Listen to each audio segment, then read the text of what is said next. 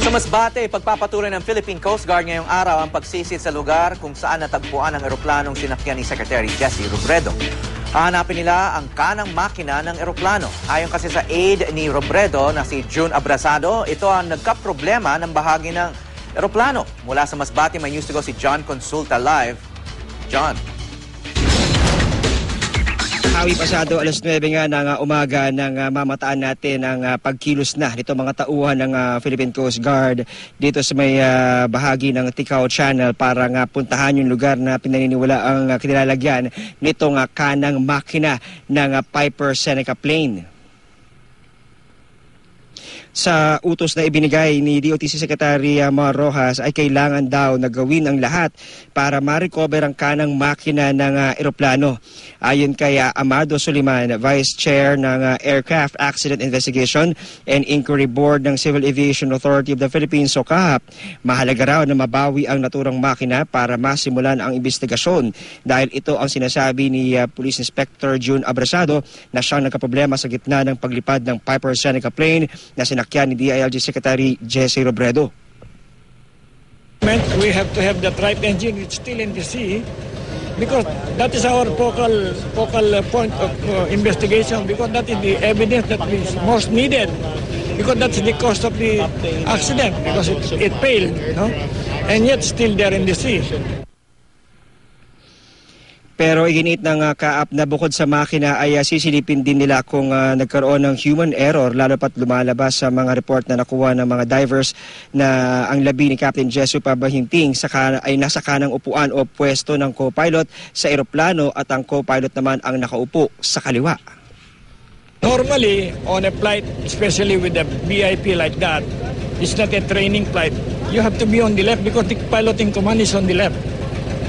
So, if there are indications that Captain Bahinting, who is the pilot in command, is on the right, something has to be done about it. We'll have to verify that. Sa mga sandaling ito, Hawi, ay nagkakaroon ngayon ng pulong itong ilang mga opisyal at mga tech divers ng Philippine Coast Guard at inilalatag ang detalye ng kanilang gagawing dive plan para nga sa kanilang misyon na ma-discover ulit at makuha nga itong kanang makina ng Piper Seneca plane para masimulan na ang investigasyon ng CAAP sa nangyaring aksidente. Hawi. John, yun lang ba yung bahagi ng eroplano na sa ngayon hindi pa nakukuha sa ilalim ng dagat?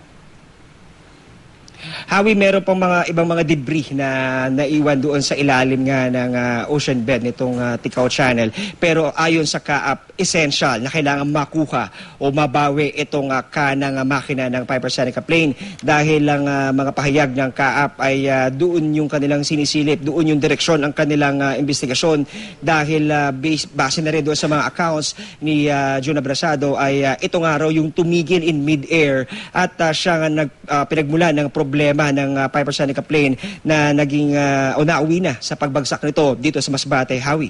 John, alam naman natin na hindi ito yung unang crash ng Aviatur Air, no? Kung maalala mo, nung March 4, nagkaroon to ng crash, March 4, 2012, itong taon na to.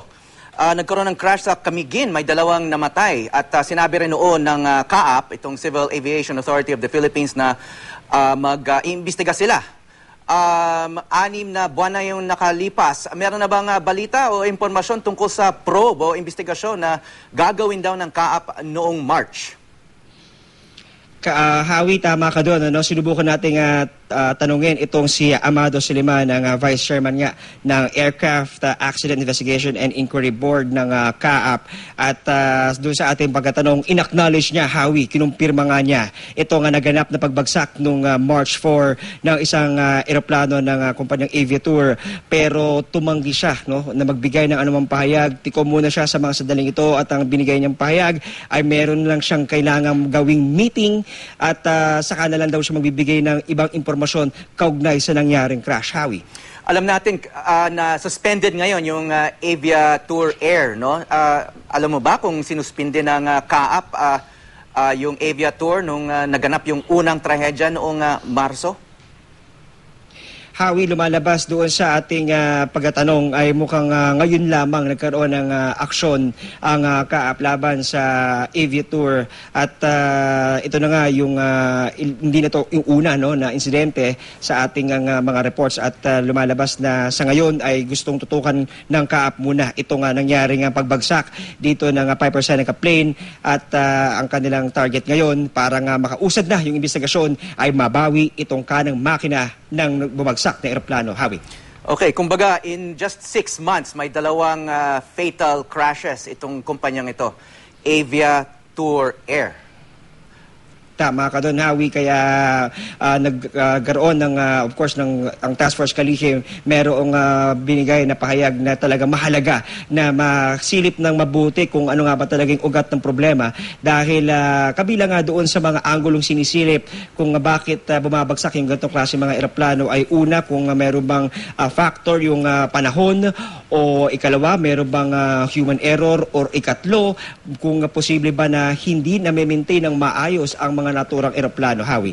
Okay, maraming salamat, John Consulta sa Masbate.